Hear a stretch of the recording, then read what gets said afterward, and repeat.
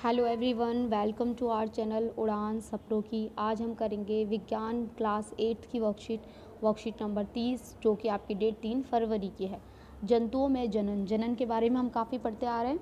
अब तक हमने निषेचन और इसके प्रकार के बारे में पढ़ा। निषेचन 2 प्रकार का होता है, ठीक है, आंतरिक निषेचन और बाह्य निषेचन। अब हम जानेंगे कि निषेचन के बाद क्या होता है। निषेचन के बाद नर युग्मक यानी कि शुक्राणु और मादा युग्मक यानी कि अंडाणु के संलयन से युग्मनज का निर्माण होता है। तो सबसे पहले क्या बनता है, निषेचन के बाद युग्मनज बनता है। उसके बाद क्या होता है, निषेचन के परिणाम स्वरूप युग्मनज बनता है, जो भ्रूण में विकसित होने लगता है। युग्मनज बार बार विभाजित होकर कोशिकाओं के गोले में बदल जाता है, जिसे भ्रूण कहते हैं। देखिए, सबसे पहले निषेचन हुआ, निषेचन के बाद आपका क्या बना, युग्मनज बना। युग्मनज क्या करता है, फिर भ्रूण में विकसित हो जाता है।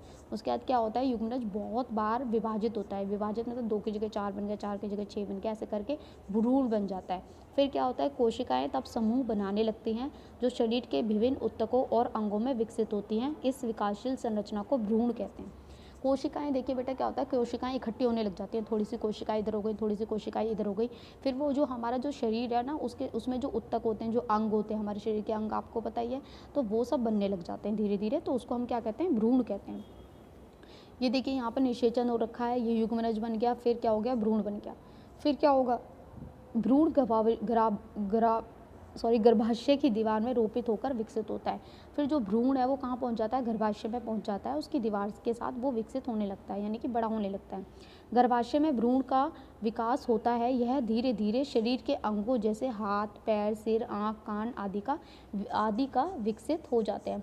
गर्भाशय में क्या होता है, जो भ्रूण होता है वो जाता है, और फिर वो धीरे धीरे हमारे जो बॉडी पार्ट्स हैं, हमारे जो शरीर के अंग है, यानी कि हाथ, पैर, सिर, आँख, ये सब क्या होते हैं, विकसित होने लग जाते हैं, ये सब बनने लग जाते हैं।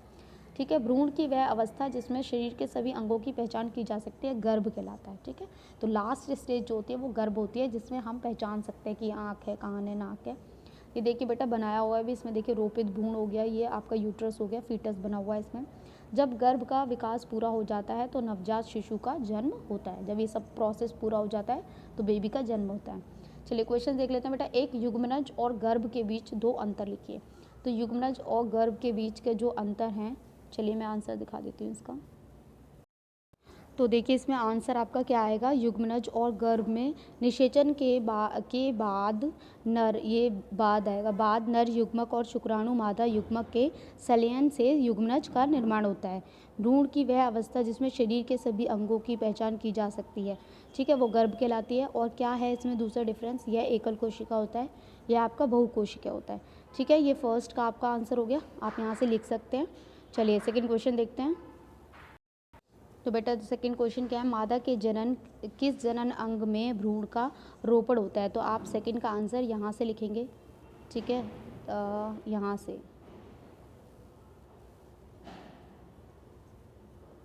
ये भ्रूण गर्भाशय की दीवार में रोपित होकर विकसित होता रहता है। ये आपके सेकंड का आंसर हो जाएगा। ठीक है, फर्स्ट मैंने आपको बता दिया, सेकंड आप यहाँ से कर लेंगे। फिर है आपका थर्ड, परिभाषित कीजिए। भ्रूण और गर्भ को आपको परिभाषित करना है। तो थर्ड में सबसे पहले आप भ्रूण के लिए ये वाली लाइन लिख देंगे। ठीक है, तो ये थर्ड हो जाएगा आपका भ्रूण।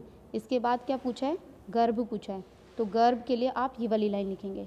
तो ये आपके थर्ड का आंसर हो जाएगा। पहले भ्रूण लिखेंगे, फिर गर्भ लिखेंगे। इसके बाद क्या है, फोर्थ है आपका सही गलत। सबसे पहले वह कोशिका जो मनुष्य में नए जीव का प्रारंभ करती है युग्मक कहलाती है, तो ये गलत है। ठीक है, ये आपका गलत हो गया। निषेचन के बाद अंडाणु एक पूर्ण एकल कोशिका में बदल जाता है, यह आपका सही होगा। ठीक है, इसके बाद है निषेचन के परिणाम स्वरूप एक युग्मनज बनता है, सही है, युग्मनज ही बनता है। इसके बाद है एक भ्रूण एक एकल कोशिका से बना होता है, तो बेटा ये गलत है। जो भ्रूण होता है उसमें बहुकोशिकाएं होती है। ठीक है, क्लियर है, पहला गलत, दूसरा सही, फिर तीसरा सही, चौथा गलत। तो यहाँ आपकी वर्कशीट कंप्लीट होती है। आई होप आपको अच्छे से समझ में आई हो। तो प्लीज़ चैनल को लाइक करें, सब्सक्राइब करें, कमेंट करें और अपने फ्रेंड्स के साथ शेयर ज़रूर करें। Thank you.